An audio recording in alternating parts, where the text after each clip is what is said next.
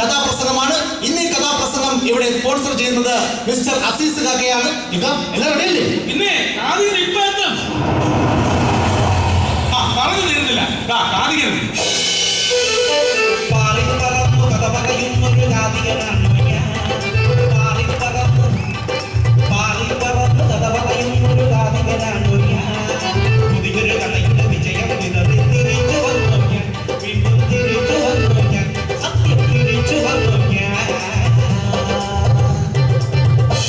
നമസ്കാരം. എവിടെയോ കണ്ട് നല്ല പരിചയം.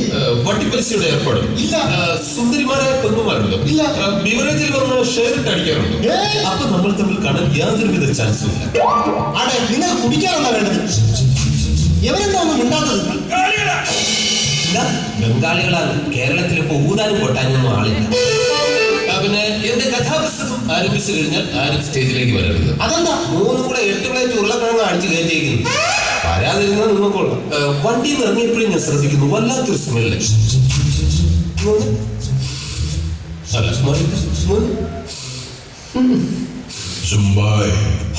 കഥ തുടങ്ങാം. അതെ, ഇവിടെ പറയാൻ പോകുന്ന കഥയുടെ പേരെന്താ? രാമായണത്തിൽ നിന്നും ചിന്തിയ ഒരേട്. അനിയ 3 അറ്റാക്ക് കഴിഞ്ഞത് പതിയെ പറഞ്ഞാൽ കടൽ കഥ. അനിയ നന്നായിട്ട് കഥ പറയണം. ഇവിടുത്തെ പയ്യന്മാരല്പം വെച്ചാ. അപ്പൊ അങ്ങനെയുള്ള പയ്യന്മാരൊക്കെ ഇവിടെ ഉണ്ടല്ലേ?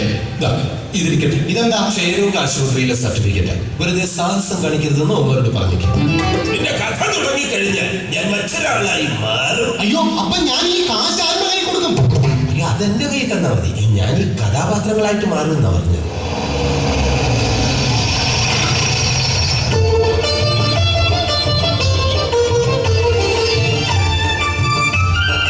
നടന്മാരല്ല അങ്ങോട്ട്, നടിമാരല്ല ഇങ്ങോട്ട്. നീ ഇതെവിടെ പോകുന്നതാ? അതെ അതെ, നിങ്ങളൊക്കെ ആരാ? മനസ്സിലായില്ല അല്ലേ? ഞാൻ ഓച്ചിറ രമണൻ, ബാംബു തിയേറ്റേഴ്സ്. ഞങ്ങൾക്ക് ഇന്ന് ഇവിടെയാണ് നാടകം. അതെ, ഇന്നിവിടെ കഥാപ്രസംഗം മാത്രമേ ബുക്ക് ചെയ്തിട്ടുള്ളൂ. ഇത് പിടിക്ക്. ഇന്നിവിടെ നാടകം ബുക്ക് ചെയ്യുന്ന എഗ്രിമെന്റ്. ഇവിടെ ഇപ്പൊ നാടകം അവതരിപ്പിക്കാതെ ഞങ്ങൾ ചലിക്കില്ല. ബഷീർക്ക, ഒരേ സമയം ഒരു വേദിയിൽ 2 പരിപാടി നിങ്ങൾ ബുക്ക് ചെയ്തു. കഥാപ്രസംഗക്കാർ വരില്ലാന്ന് വിചാരിച്ച് ഞാൻ നാടകം കൂടാൻ ബുക്ക് ചെയ്തത്. നീ എന്തെങ്കിലും ഒരു വഴി കാണും.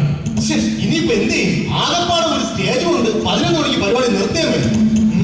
ഇപ്പൊ എന്താ ചെയ്യാ? ഈ വേദി 2ആയിട്ട് പകുത്തെടുക്കുക. ഒരു ഭാഗത്ത് കഥാപ്രസംഗവും ഒരു ഭാഗത്ത് നാടകം നടക്കട്ടെ. പിന്നെ മറ്റൊരു കാര്യം, കൃത്യം 11 മണിക്ക് തന്നെ നാടകവും കഥാപ്രസംഗവും അവസാനിപ്പിച്ചിരിക്കുന്നു. അതിനുശേഷം വേറെ പരിപാടിയുള്ളത്. യുവമാരോടൊക്കെ ഇനിയിപ്പോ ഹിന്ദിയിൽ പറഞ്ഞാലല്ലേ മനസ്സിലാവുക.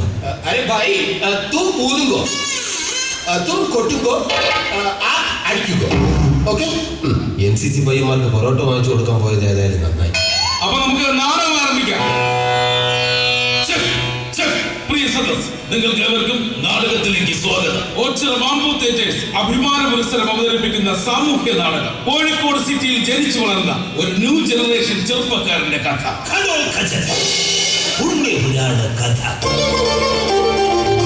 സൗദാമിനി, സൗദാമിനി വിളിച്ചു പോവണ്ട, ഞാൻ ഇവിടെ ഉണ്ട്.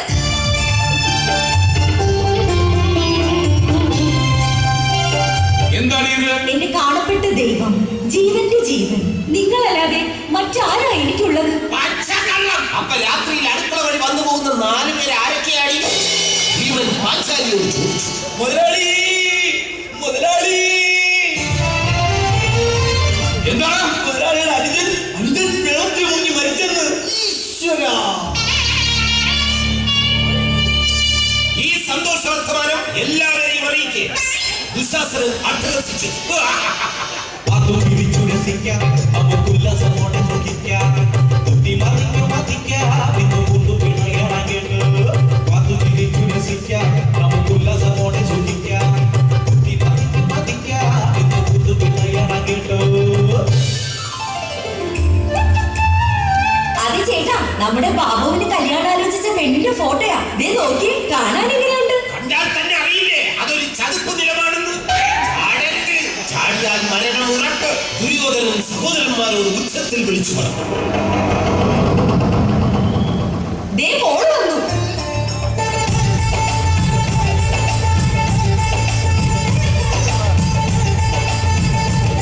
പടക്കം, നല്ല സൂപ്പർ പടക്കം.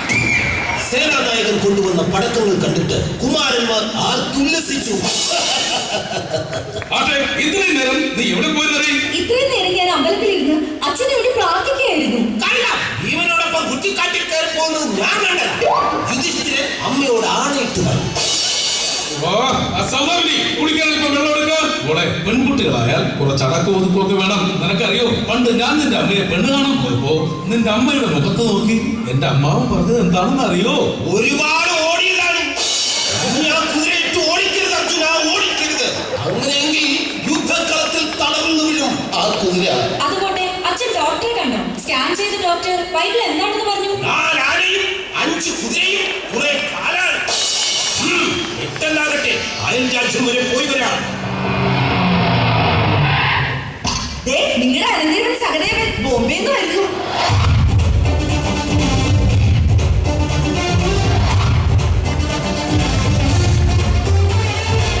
അമ്മാവാ, നോക്കി നിൽക്കാതെ കയറി വാടാ.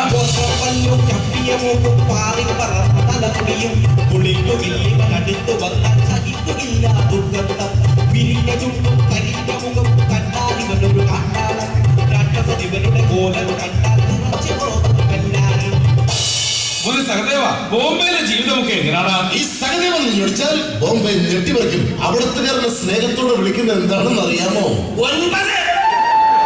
9 പോലും എണ്ണാൻ അറിയില്ലെങ്കിൽ നീ പാഠശാലയ്ക്ക് പുറത്ത് ദുർവാസ അപ്രകാരം കൽപ്പിച്ചു. മോനെ, ബോംബെയിൽ നിന്ന് ഈ അമ്മാവൻ നീ എന്താണ് കൊണ്ടുവന്നിരിക്കുന്നത്? ഈ മൂലമുള്ള ഗഥ. അപ്പൊ എനിക്കോ? 3 കുന്തവും അമ്പും വരും. എടുക്ക്, നായാട്ടിന് കാട്ടിലേക്ക് പോകാം. സമ്മതിക്കൂല. മോനെ സഹദേവ, ഞാൻ ഇന്നലെ ഒരു സ്വപ്നം കണ്ടടാ. നിന്റെ കുഞ്ഞിപ്പെങ്ങളുടെ കല്യാണത്തിന് നീ ഒരു ബെൻസ് കാറിൽ വന്നിറങ്ങി നേരെ കതിർ മണ്ഡപത്തിൽ കയറി എല്ലാവരും കാണുകേ. മൂത്രമൊഴിച്ചു. ഭീമസേനൻ ഉച്ചത്തിൽ വിളിച്ചു പറഞ്ഞു, ഞാനല്ല ഇത് ചെയ്തത്, ദുശാസനനാണ്, അവനാണ് ശിക്ഷ കിട്ടേണ്ടത്. സമ്മതിക്കില്ല. മോനെ, നിങ്ങൾ എന്തെങ്കിലും സംസാരിച്ചിരിക്കെ, ഞങ്ങൾ നടന്നു പോയിട്ട് വരാം. വടി. പ്രിയേ, എത്ര നാളായിട്ട് കണ്ടിട്ട്? നീ എന്റെ കണ്ണുകളിലേക്ക് നോക്കൂ. നീ എന്തെങ്കിലും കാണുന്നുണ്ടോ? ഒലക്കേട മൂട്. ശകുനിയുടെ മുഖത്ത് നോക്കി ഏകലവ്യം ഗർജിച്ചു. ഇവൻ സാമാന്യനാണ്. അതൊക്കെ പൊട്ടിച്ചുമേ. എന്താ ഈ പാത്രത്തില്? പാൽപ്പായസമാ. ചേട്ടൻ പാകുന്നേ, ഞാൻ കോരിത്തരാം.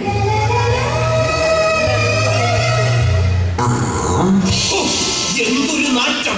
ചീഞ്ഞളിഞ്ഞ കുതിരയുടെ ശവത്തിൽ പുഴുക്കളരിക്കുന്നു. ആ പുഴുവിനെ ചവച്ചു തിന്നുന്ന കഴുകന്മാർ. എന്നും ദുർഗന്ധം. ഇതൊക്കെയാണ് യുദ്ധത്തിൽ ഇപ്പോഴത്തെ അവസ്ഥ. ചേട്ടാ, നമുക്ക് ജനിക്കാൻ പോകുന്ന കുഞ്ഞെ ആണാണോ പെണ്ണാണോ അറിയാൻ ഞാൻ കാക്കത്തിയോട് കൈ നോക്കിച്ചു. അപ്പൊ അവർ പറയുവാ, അരക്കില്ല ചിത്തത് അവനായിരിക്കാനേ നിർവാഹം. ശകുനി വീണ്ടും വീണ്ടും പറഞ്ഞു. ഈ സാരിയിൽ എന്നെ കാണാൻ എങ്ങനെയുണ്ട്? ഒരു മാലാഖയെ പോലെ. വെൽവെറ്റിന്റേതാ. നീ പിടിച്ചു നോക്ക്. എല്ലാവരും കാണട്ടെ. അയ്യോ! വസ്ത്രാക്ഷേപം തുടങ്ങാൻ ദുര്യോധനൻ ദുശാസനോട് കൽപ്പിച്ചു. കുറെ നേരമായി രണ്ടും കൂടി വർത്തമാനം തുടങ്ങിയിട്ട്. ഇനി ചായ കുടിച്ചിട്ട് സംസാരിക്കാം. അമ്മാവി വന്നപ്പോഴേ ചോദിക്കണമെന്ന് കരുതിയതാ. അമ്മാവി എന്താ ഇങ്ങനെ ക്ഷീണിച്ചു പോകുന്നത്? 101 കൗരവ പടയല്ലേ കയറി ഇറങ്ങിയത്. പിന്നെ എങ്ങനെ അരക്കില്ല നശിക്കാതിരിക്കും? കൊട്ടാര വൈദ്യൻ വിഷമത്തോടെ പരാതി പറഞ്ഞു. കുറെ നേരം കൊണ്ട് ക്ഷമിക്കുന്നു. ഇപ്പൊ കാണിച്ചു തരാം. പ്രിയമുള്ളവരെ, അല്പസമയം നിങ്ങൾക്കും ഞങ്ങൾക്കും വിശ്രമം. നീ എന്താ കാണിക്കുന്നത്? ഞങ്ങൾ നാളെ കളിക്കുന്ന നീ എന്താ കഥ പറയാൻ പറഞ്ഞ? എനിക്കെന്റെ ഈ പുരാണ കഥാപ്രസംഗം അവതരിപ്പിച്ചേ പറ്റൂ. നീ കുറച്ച് സമയം ഒന്ന് അടങ്ങിയാൽ നീ എനിക്ക് കാശ് തരുമോ? പറഞ്ഞ കേട്ടില്ല. എല്ലാ തണ്ടി. ആഹാ, നീ പോടാ.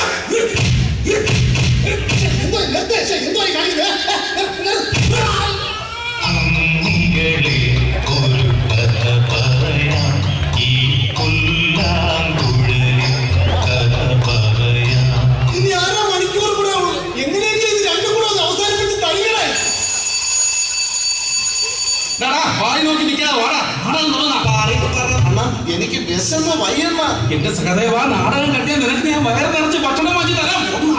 പ്രിയൻ, അങ്ങനെ ബോംബെയിൽ നിന്ന് വന്ന മരുമകൻ സഹദേവൻ ബൈക്ക് ആക്സിഡന്റിൽ മരിക്കുന്നു. നാടകം തുടർന്ന് കാണുക.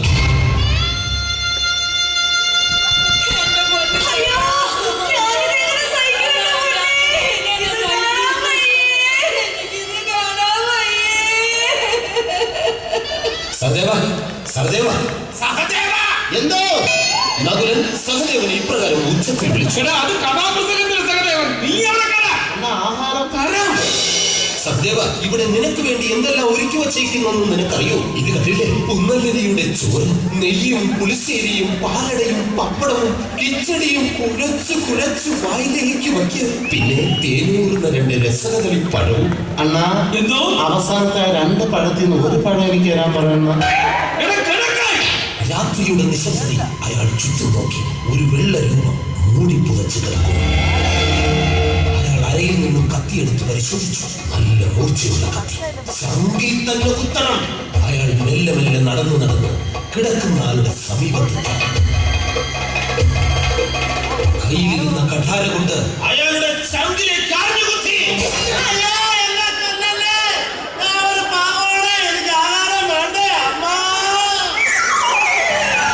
ഞങ്ങളെ നാളെ നീ പൊളിക്കുമല്ല, ഞങ്ങളെ നീ ജീവിക്കാൻ സമ്മതിക്കില്ല.